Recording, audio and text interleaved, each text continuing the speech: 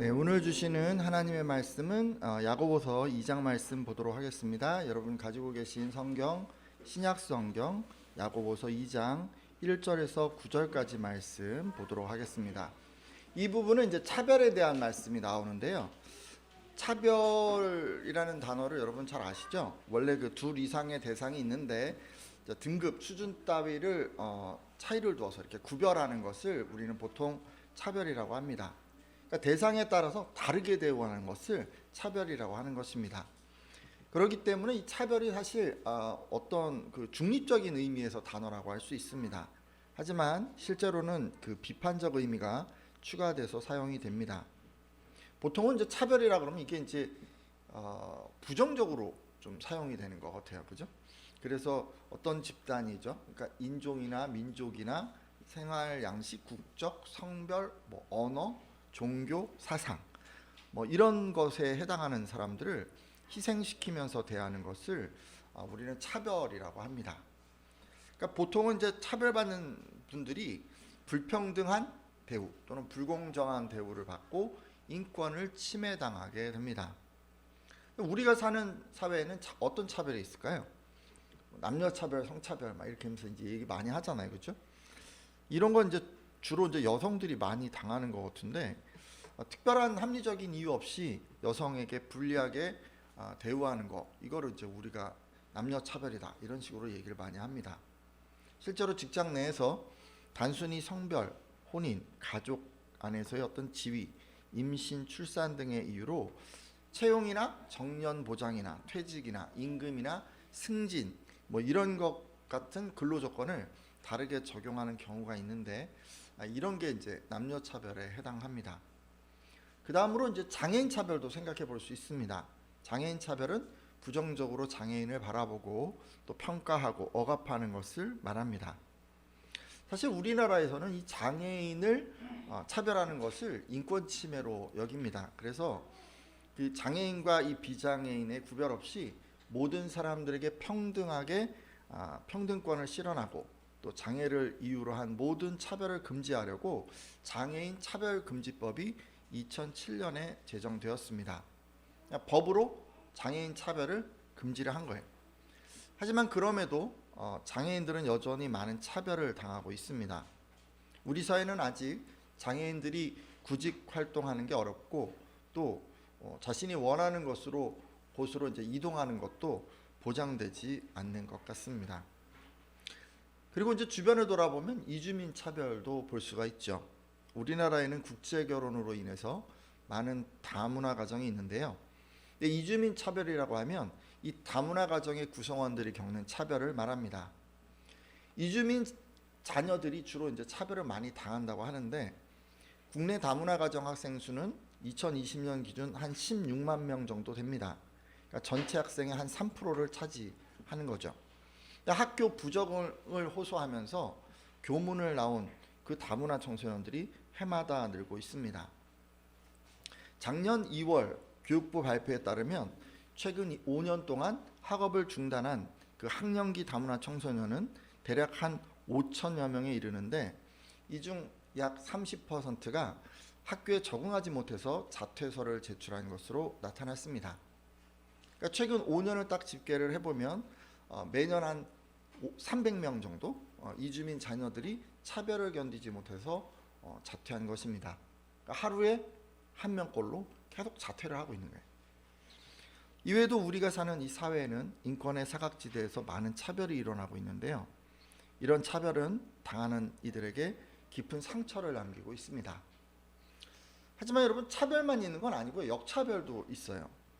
역차별은 사회적 차별을 없애기 위해서 만든 어떤 적극적인 우대 조치가 형평성, 평등성에 어긋날 정도로 지나친 상황을 말합니다. 그러니까 특정한 어떤 계층에게 특혜를 주는 게 이렇게 사용될 수가 있는데, 예를 들어 서울시 공무원 시험에 대해서 지방 출신 수험생들은 자기 지역과 서울시 중 선택해서 지원할 수 있지만 서울 토박이 수험생들은 서울시 말고는 아무 데도 지원을 못하도록 막았었습니다. 특히 2018년까지는 서울시와 지방의 시험 날짜가 달라서 지방 출신 수험생에게만 2번의 기회가 제공되었습니다.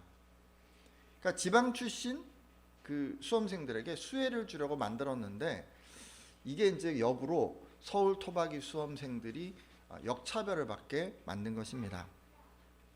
근데 여러분 2000여 년 전에 디아스포라 교회에서도 이런 차별이 있었던 것 같습니다. 여러분 디아스포라 교회라는 얘기 들어보셨습니까? 디아스포라 교회는 이 지중해 연안의 여러 도시에 흩어져 있던 유대인 중심의 교회를 일컫습니다. 근데 여러 교회들이 있는데 그 교회들 안에서 차별이 있었던 거예요. 잠시 말씀을 통해 확인해 보려고 합니다. 야고보서 2장 1절인데요. 같이 한번 읽겠습니다. 내 형제들아, 시작. 내 형제들아, 영광의 주 곧 우리 주 예수 그리스도에 대한 믿음을 너희가 가졌으니 사람을 차별하여 대하지 말라. 아멘. 예, 여러분 그 야고보 사도는요 디아스포라 교회의 그 성도들에게 나의 형제자매 여러분은 영광의 주 곧 우리 주 예수 그리스도를 믿고 있으니 사람을 차별하여 대하지 마십시오라고 가르쳤습니다. 이 말씀으로 보아서 이 디아스포라 교회의 성도들은 예수님을 믿어서 신앙을 가졌는데도 계속해서 사람을 차별했다는 것을 알 수 있습니다. 그럼 이런 권면의 근거는 뭘까요? 여러분 왜냐면요 우리 믿음의 주이신 예수님께서 차별하신 적이 없으시기 때문에 그렇습니다. 여러분 우리 주님은 차별하여 대하신 적이 없으세요. 예수님께서는 태어날 때부터 소경된 자, 각종 문둥병자, 또 딸이 귀신 들렸던 이 가나안 여인, 로마의 백부장, 또 혈루증 앓는 여인, 니고데모나 삭개오, 또 사마리아 여인처럼 그 당시 사람들에게는 좀 홀대받았던 이런 사람들, 또는 뭐 가까이 가지 않으려고 했던 그런 사람들조차도 성별이나 종족이나 신분과 지위나 과거의 행적 등에 상관없이 그 누구를 막론하고 당신께 나오는 그런 모든 사람들에게 자비와 사랑을 베풀어 주셨습니다. 그러니까 우리도 그분의 제자인 우리들도 이렇게 차별하지 않아야 하는 것입니다. 근데 그러면 그 당시에 어떤 차별이 있었을까요? 야고보서 2장 2절에서 4절까지 말씀인데 뒤에 나오죠. 야고보서 2장 2절에서 4절까지 말씀인데 제가 읽도록 하겠습니다.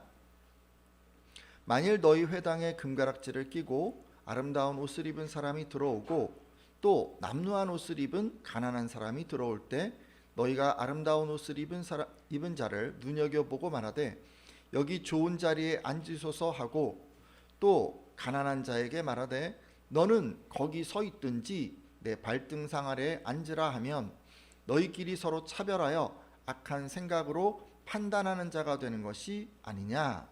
아멘.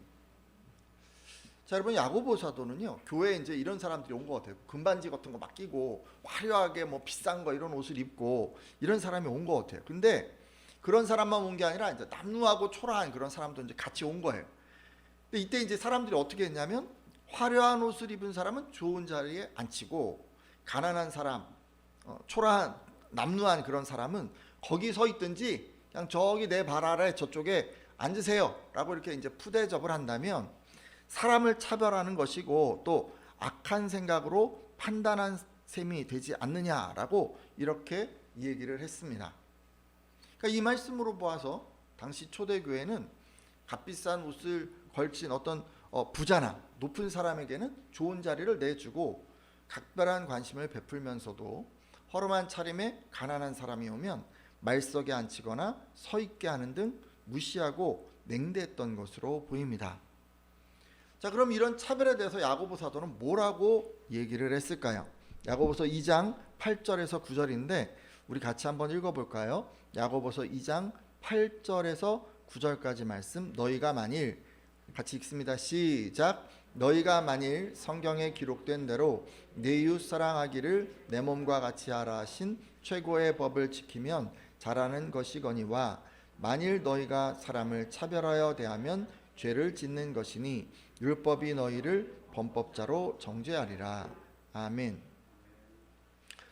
방금 읽은 말씀을 보면 내 이웃 사랑하기를 내 몸과 같이 하라고 하신 말씀은 율법 가운데 최고의 법이라고 하였습니다. 그러니까 만왕의 왕이신 그 하나님, 그 하나님이 제정하신 그 법 가운데서 이게 최고의 법이라는 그런 말씀입니다. 따라서 예수님의 제자가 되어서 이웃을 사랑하겠다, 율법을 잘 지키겠다라고 하면서 사람을 외모로 구분하고 차별한다면, 그래서 그들에게 상처를 남기게 된다면, 이는 하나님이 제정하신 최고의 법인 이웃사랑의 법을 정면으로 위반하는 것이 됩니다. 그러면 이 법을 어기면 어떻게 될까요? 야고보 사도가 뭐라 그랬죠? 사람을 차별하여 대하면 죄를 짓는 것이니 율법이 너희를 범법자로 정죄하리라 라고 말씀해 주셨습니다. 그러니까 마지막 심판날이 되면 어떻게 되는 거예요? 차별을 일삼았던 이런 사람들에게 죄를 물으면서 그 대가를 치르게 한다는 것 아니겠습니까? 그러니까 이 사람도 어떻게 되는 거예요? 지옥에 가는 악인의 심판, 그런 거 받게 되는 거 아니겠습니까? 무시무시하죠, 그렇죠? 이것을 가지고 이렇게까지 얘기를 했어요. 따라서 오늘 함께한 예배자들 가운데는 이런 차별의 죄를 짓지 않기를 부탁드립니다. 말씀을 통해서 이제 우리가 알 수 있듯이 차별은요, 사람들에게 상처를 남기고 공정과 평등의 정신에도 위배됩니다. 그러기에 하나님께서는 여러분이 차별 대우하는 것을 원하지 않으십니다. 아니, 단순히 원하지 않는 것이 아니라 이 차별을 악하게 여기십니다. 따라서 어떤 이유로든지 사람을 차별했다면 돌이켜 주십시오.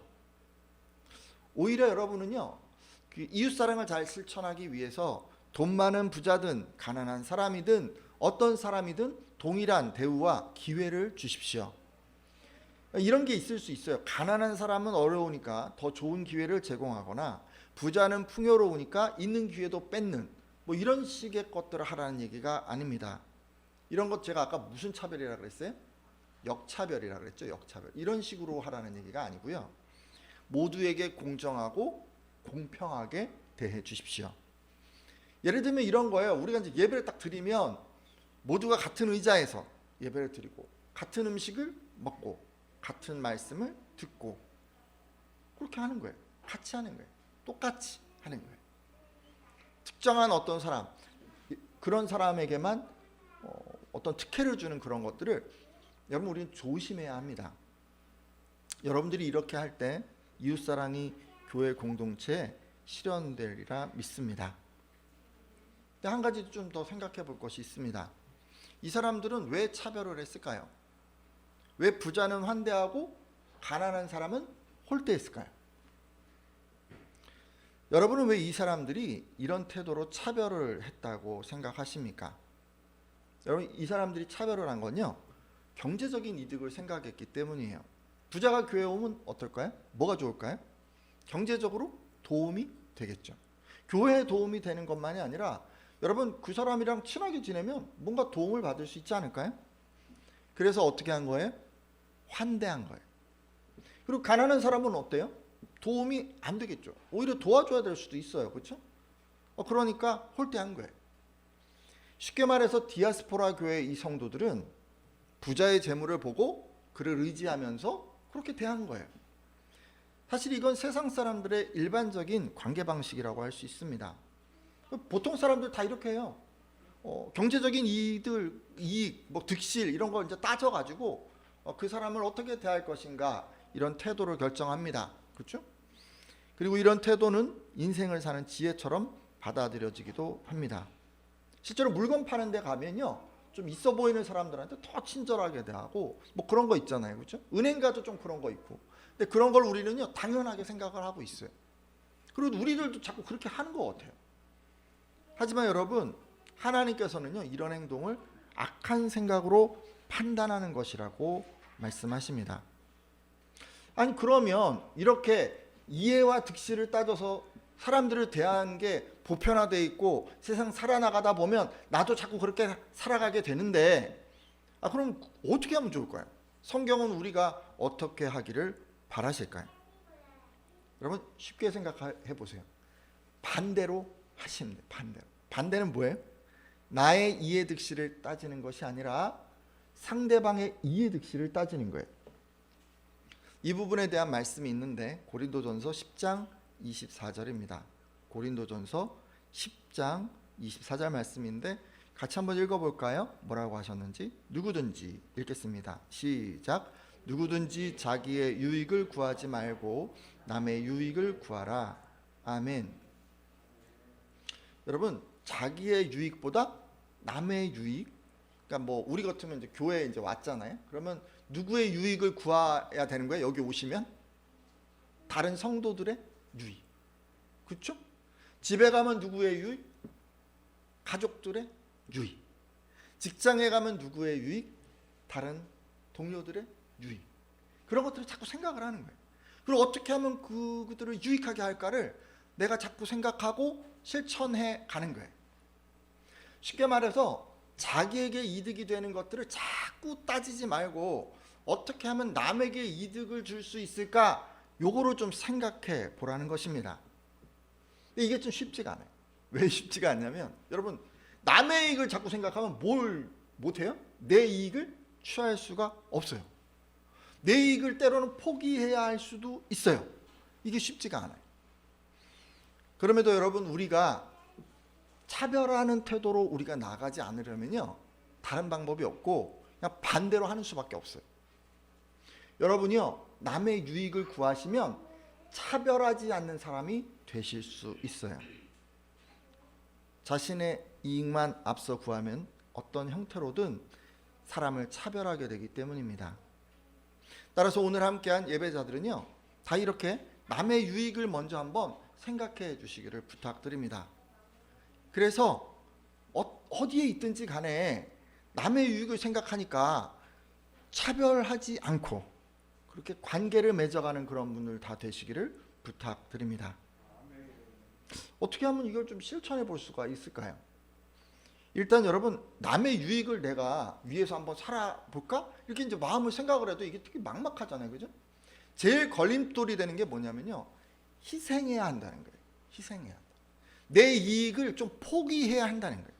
근데 이거는요, 여러분, 결단하시는 수밖에 없어요.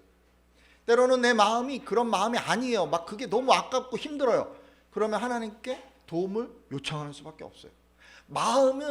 마음과 이렇게 하는 게 맞는 것 같아. 근데 실제로 내 몸은 따라가지 않고, 그죠? 이게 따로 놀잖아요. 여러분, 제일 먼저 해야 될 게 뭐냐면 남의 유익을 위해서 자기를 희생할 준비를 하셔야 됩니다. 안 되신 분들도 있잖아요. 이게 쉽지가 않잖아요. 그럼 기도하시면 돼요. 어떻게 하면 될까요? 눈을 한번 감아보세요. 제가 한번 기도를 해볼게요. 자, 한번 눈을 감아보세요. 하나님, 누구든지 자기의 유익을 구하지 말고 남의 유익을 구하라 하셨는데 아직 저는 이기심으로 인해서 남의 유익을 구할 수 없습니다. 저의 무정함을 불쌍히 여기시고 희생을 아깝게 여기지 않도록 이웃을 사랑하는 마음을 가득 채워 주시옵소서. 예수님의 이름으로 기도드립니다. 아멘. 네, 뭐 쉽죠. 대충 요 정도 내용으로 여러분들이 기도를 하셔야 돼요. 우리 안에 있는 마음이 우리 뜻대로 되는 게 아니에요. 우리 마음은 세상 사람들의 영향을 받고 악한 생각에 영향을 받고 이기적인 마음이 내 안에 있고, 그래서 이것들이요, 하나님 원하시는 방향으로 이렇게 내 마음이 잘 못 가는 거예요. 그럴 때 우리가 어떻게 해야 됩니까? 하나님의 도우심을 구해야 하는 거예요. 여러분 마음 가운데 내가 정말 말씀에 따라 남의 유익을 구해보리라 이렇게 한번 작정하잖아요. 그럼 제일 먼저 해야 될 게요, 마음을 딱 다잡는 건데 이게 이제 안 되기 때문에 제일 먼저 하기를 바라는 거는 이렇게 이제 기도하는 거를 여러분들이 해주시면 좋을 것 같습니다. 이제 기도를 했어요. 마음이 좀 동하기 시작했어요. 그러면 이제 뭐 하면 돼요?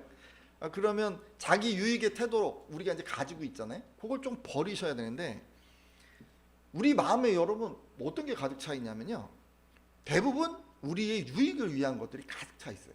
지금 여러분 여기 이제 앉아서 예배 드리고 있는데 이제 여러분의 마음을 한번 잘 들여다보세요.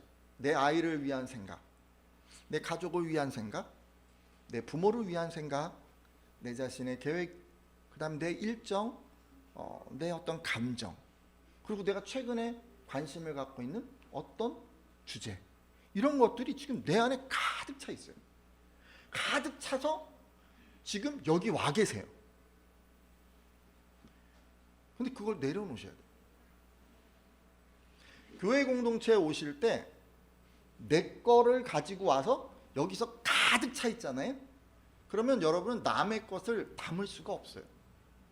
여기 지금 오셔가지고 내 것만 쫙 붙잡고 지금 이렇게 계속 앉아 계시면 그냥 그러다가 그냥 가시는 거예요, 집에.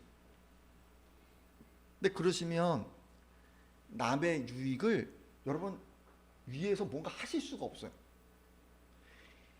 그리고 이제 여러분 잠깐 그것들을 조금 이렇게 누르거나 좀 내려놨다고 치자고요. 그러면 이제 뭘 하면 되냐면 남의 유익을 위해서 뭘 해야 될지 이제 눈을 좀 돌아보셔야. 그냥 아까 했던 얘기 그냥 해볼게요. 내 아이를 위한 생각을 계속 하고 있어요. 그럼 여기 와서 뭘 해야겠어요? 다른 집 아이들을 위한 생각을 하세요. 다른 집 가족을 위한 생각을 하셔야 하고 다른 집 부모를 위한 생각을 하셔야 돼요. 그거 안 하면 하실 수가 없어요. 여러분 생각을 좀 바꾸셔야 돼요.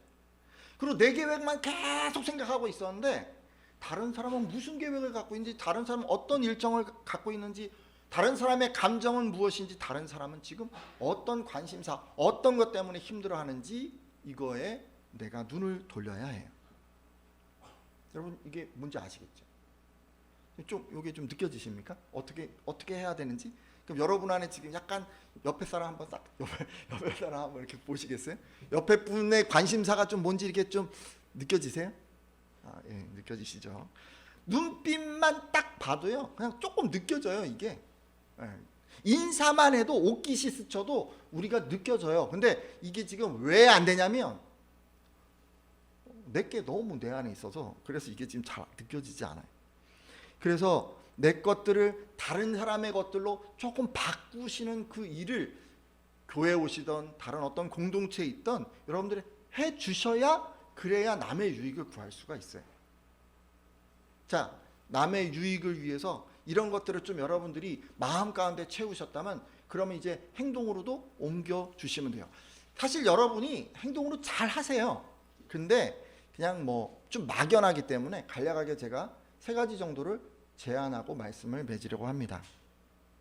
남을 위해서 뭘 하시면 좋냐면 남을 위해서 기도를 해 주십시오. 남의 유익을 위해서 제일 먼저 우리가 뭐 해야 되냐면 남을 위해 기도를 해야 돼. 교회 오면 우리가 이제 보통 잠시 기도를 합니다. 예배를 위해서 한 주간 삶을 돌아보면서 회개하는 기도도 하고 자기가 늘 기도하는 주요한 기도 제목을 교회에 와서 기도합니다. 근데 이때 뭘 하면 좋으냐면 남을 위해서도 같이 기도를 하는 거예요. 물론 온 성도들 위해서 다 할 수 없을 수도 있어요. 그렇게 하라는 얘기가 아니에요.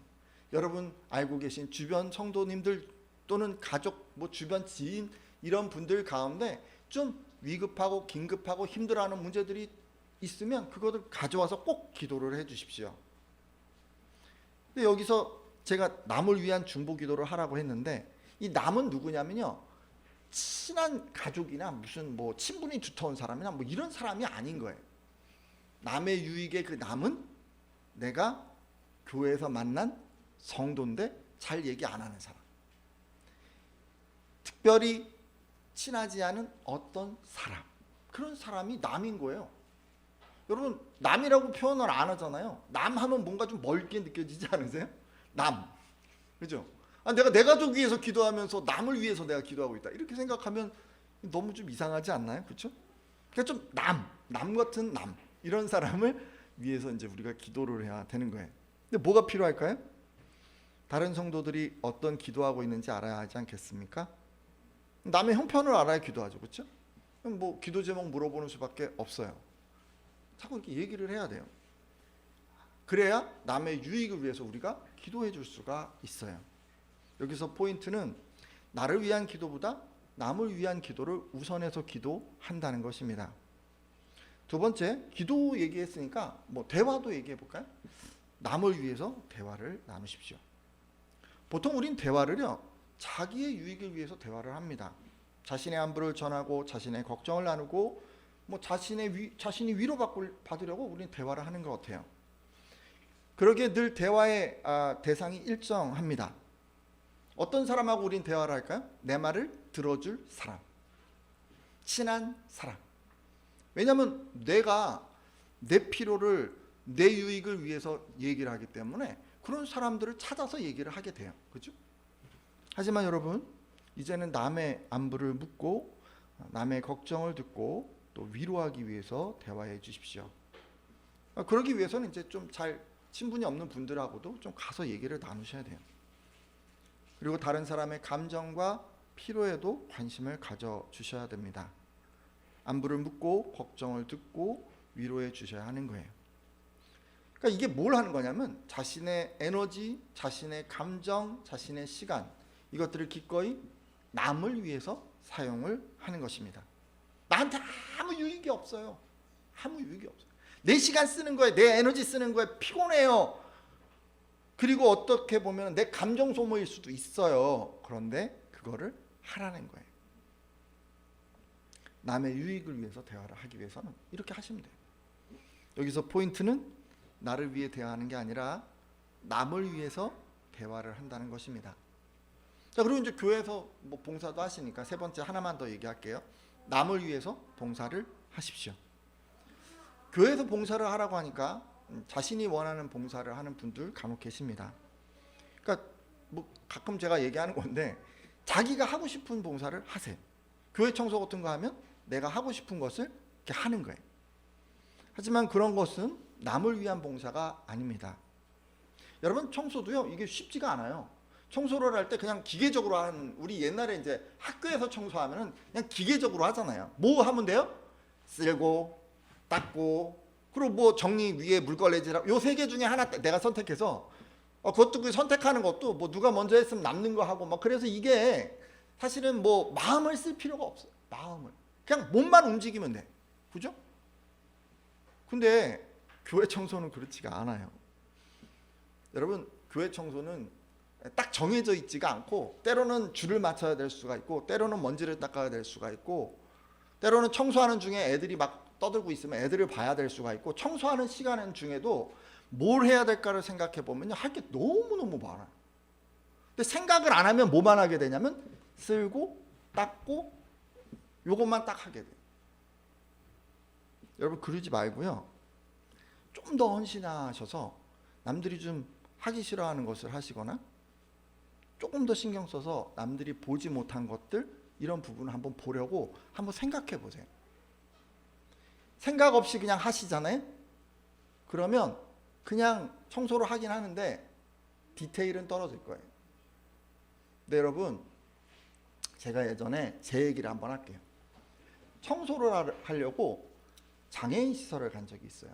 장애인 시설에 갔는데 거기에 이제 여러 분들이 같이 갔어요. 봉사하러 갔어요. 근데 이제 어떤 분들은 장애인들을 직접 만나고, 저는 약간 장애인들을 직접 만나면 안 될 것 같은 인상인가 봐요. 그래서 주방으로 가라 그래요. 주방에 갔더니 막 엄청 산더미같이 막 그 접시가 있는 거예요. 저거 좀 닦아달라고. 그래서 막 한 1시간 2시간을 그냥 거의 그걸 계속 닦았어요. 되게 힘들더라고. 그런데 한 가지를 생각했어요. 여기에 있는 이 주방에서 일하는 저 여자분들이 어떻게 하면 기쁠까? 그래서 제가 뭘 했냐면요, 그걸 이제 다 닦은 다음에 차곡차곡 이제 다 이제 물기 다 제거해서 차곡차곡 다 이쁘게 쌓고, 그다음 뭐 했냐면 그 아래 있잖아요, 그 구멍에 있는 거 다 버리고 거기를 또 다 닦았어요. 거기가요, 이렇게 장애인 시설이 잘 안 닦는지 거기가 막 눌어붙은 거예요, 때가. 그래서 그냥 거기를 막 철수세미 갖고 닦고 해가지고 막 반질반질하게 만들었어. 반질반질하게.